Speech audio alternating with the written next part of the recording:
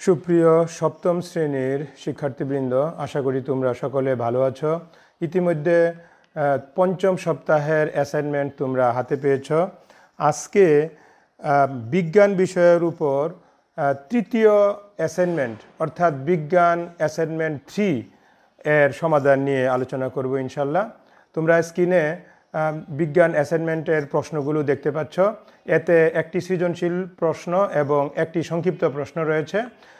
চলো তাহলে উত্তরগুলো আলোচনা করা যাক। প্রথমে একটু প্রশ্ন তোমাদেরকে বুঝিয়ে দিচ্ছি।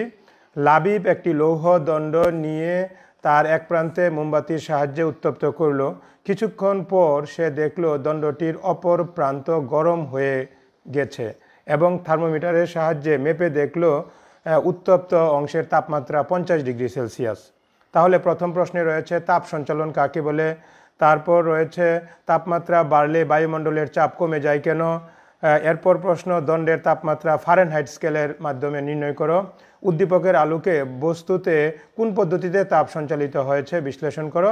তারপর একটি সংক্ষিপ্ত প্রশ্ন রয়েছে গরম হারিকেনের চিমনিতে ঠান্ডা পানি পড়লে চিমনি ফেটে যায় কেন। তো শিক্ষার্থীবৃন্দ, তোমরা জানো যে তাপ সঞ্চালনের 3টি পদ্ধতি রয়েছে: পরিবহন, পরিচলন এবং বিকিরণ। পরিবহন পদ্ধতিতে তাপ সঞ্চালিত হয়, এতে অণুগুলোর স্থান পরিবর্তন হয় না। এক অণু পাশের অণুকে উত্তপ্ত করে, এভাবে কঠিন পদার্থে তাপ সঞ্চালিত হয়ে থাকে। বিশেষ করে লৌহ দণ্ডের মাধ্যমে তাপ সঞ্চালিত এটি হচ্ছে পরিবহন পদ্ধতি। তরল পদার্থে তাপ সঞ্চালন অর্থাৎ অণুগুলোর স্থান পরিবর্তনের মাধ্যমে যদি সঞ্চালিত হয় এটি হচ্ছে পরিচলন পদ্ধতি, এবং কোনো জড় মাধ্যমের সাহায্য ছাড়া যদি তাপ সঞ্চালিত হয় এটি হচ্ছে বিকিরণ পদ্ধতি। তো শিক্ষার্থীবৃন্দ, এখানে প্রথম প্রশ্নটি হয়েছে তাপ সঞ্চালন কাকে বলে। তো শিক্ষার্থীবৃন্দ, তাপ সঞ্চালনের সংজ্ঞাটি দেখো। যে পদ্ধতিতে তাপ উষ্ণতর অংশ থেকে শীতলতর অংশে সঞ্চালিত হয় তাকে বলা হয় তাপ সঞ্চালন। তাপ সঞ্চালনের 3টি প্রক্রিয়া রয়েছে: পরিবহন, পরিচলন এবং বিকিরণ। তো শিক্ষার্থীবৃন্দ, উপরোক্ত 3 পদ্ধতিতে তাপ সঞ্চালিত হয়ে থাকে। প্রথম প্রশ্নের উত্তরে এতটুকু লিখলেই আশা করি সুন্দর হবে। এরপর রয়েছে দ্বিতীয় প্রশ্নে তাপমাত্রা বাড়লে বায়ুমণ্ডলের চাপ কমে যাওয়ার কারণ কি। একক ক্ষেত্রফলের উপর বায়ু যে বল প্রয়োগ করে তাই বায়ুচাপ। বায়ু সব দিকে সমানভাবে চাপ দেয়। কোনো স্থানের বায়ুচাপ নির্ভর করে সেখানকার তাপমাত্রার উপর। তাপমাত্রা বাড়লে কোনো বদ্ধ পাত্রে বায়বীয় পদার্থের চাপ বেড়ে যায়, কিন্তু বায়ুমণ্ডলের তাপমাত্রা বাড়লে বায়ুচাপ কমে যায়। এর কারণ বায়ুমণ্ডল বদ্ধ পাত্র নয়, এটি খোলা। তাপ পেলে বায়ু হালকা হয়ে উপরে উঠে যায়, ফলে বায়ুর ঘনত্ব কমে যায় ও বায়ুচাপ কমে যায়। তাই কোনো স্থানে তাপমাত্রা বেড়ে গেলে বায়ুচাপ কমে যায়, অর্থাৎ নিম্নচাপের সৃষ্টি হয়। এই ছিল দ্বিতীয় প্রশ্নের উত্তর। এবার চলো তৃতীয় প্রশ্নে একটি গণিত রয়েছে।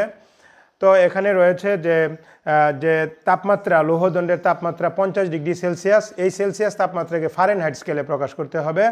তো প্রথমেই লিখবে তোমরা যে সেলসিয়াস স্কেলে তাপমাত্রা দেওয়া আছে C = 50 ডিগ্রি। ফারেনহাইট স্কেলের তাপমাত্রা অর্থাৎ F এর মান নির্ণয় করতে হবে। তো আমরা একটি সূত্র জানি, C/5 = F - 32/9। এখানে C এর মান 50 বসাও, তাহলে 50 / 5 = F - 32/9। এবার যদি 50কে 5 দ্বারা কাটাকাটি করি তাহলে নিচে 1 উপরে 10 তা = F - 32/9। এবার যদি আমরা আর গুণন করি তাহলে F - 32 = 9 × 10 = 90। তাহলে F = 90 + 32, F = 122। উত্তর দণ্ডের তাপমাত্রা 122 ডিগ্রি ফারেনহাইট। এই ছিল তোমাদের তৃতীয় প্রশ্নের উত্তর। এবার চলো চতুর্থ প্রশ্নের উত্তরে যাওয়া যাক। তো চতুর্থ প্রশ্নের উত্তরে রয়েছে যে লৌহদণ্ডে কোন পদ্ধতিতে তাপ সঞ্চালিত হয়েছে বিশ্লেষণ করো। তো আমরা জানি লৌহদণ্ডের তাপ সঞ্চালন পদ্ধতি হচ্ছে পরিবহন পদ্ধতি।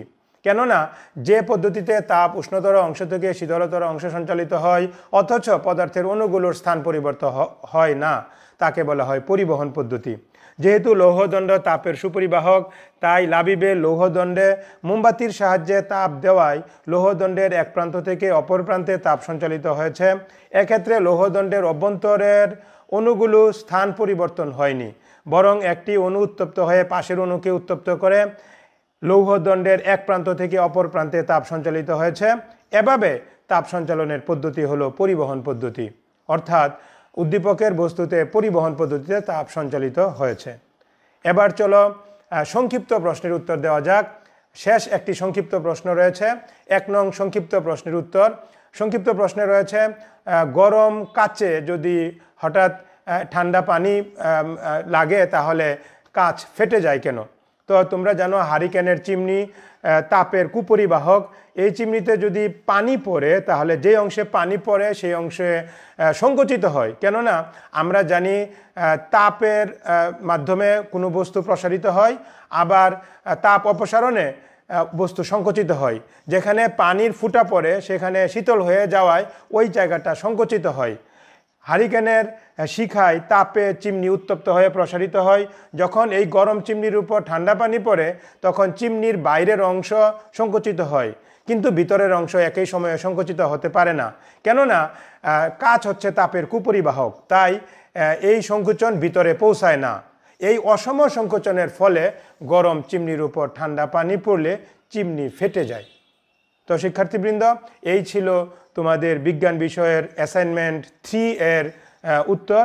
আশা করি তোমরা সুন্দরভাবে উত্তরগুলো উপস্থাপন করবে এবং তোমরা অতি উত্তম মূল্যায়ন পাবে, এই আশাবাদ ব্যক্ত করে এবং তোমাদের সকলের মঙ্গল কামনা করে এখানেই শেষ করছি। আল্লাহ হাফেজ। আসসালামু আলাইকুম।